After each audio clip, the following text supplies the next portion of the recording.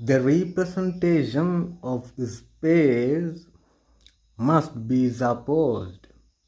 Similarly, in order that I may be able to represent outside and alongside one another.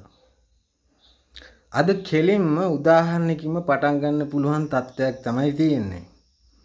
මේක ගැන කල්පනා කරන අවස්ථාවේදී මට මතක් වෙනවා දැන් ඔය අවකාශයේ අපිට තියෙනවා නම් මොකක් හරි ගහක් කොළක් වැලක් මලක් හෝ ඔය ඕනෑම දෙයක් අපේ ඇස් දෙකට මේ ඉන්ද්‍රියන් වලට පේන දෙයක් අපිට ඒක මේ නිර්වචනය කරන්න හරි තේරුම් ගන්න හරි මේක මොකක්ද කියලා කියන්න හරි පුළුවන්.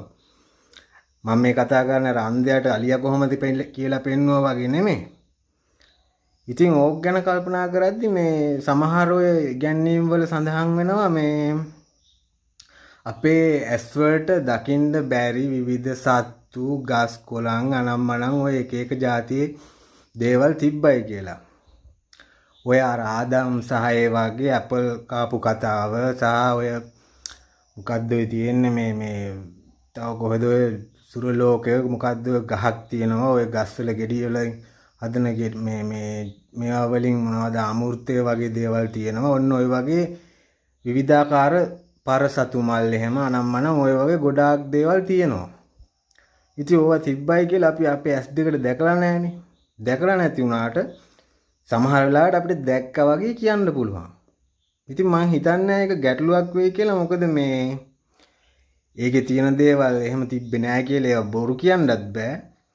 එහෙම ඒවා තිබ්බයි කියලා ඉවරලා ඒක එහෙම තිබ්බ තමා කියලා කියන්නත් බෑ. මොකද තව කෙනෙක් දැක්කේ නැති දෙයක් තව කෙනෙක්ට විහිළුවක් වෙන්න පුළුවන්. තව කෙනෙක් දැක්කයි කියලා කිව්වට ඒක තව කෙනෙක් නොපිළිගන්න පුළුවන්. ඉතින් ඕක කිසියම් ගැටලුවක් වෙන්නේ නැහැ. මොකද තමන් කරන විශ්වාසයක් තියෙනවා නම් ඒක තමන්ට තමයි අදාළ වෙන්නේ. කවුරු ඒ දේවල් විශ්වාස කරත් නොකලත් ගානක්වත් නැහැ. මොකද විශ්වාසය කියන දේ ඇති වෙන්නේ තමන් තුල.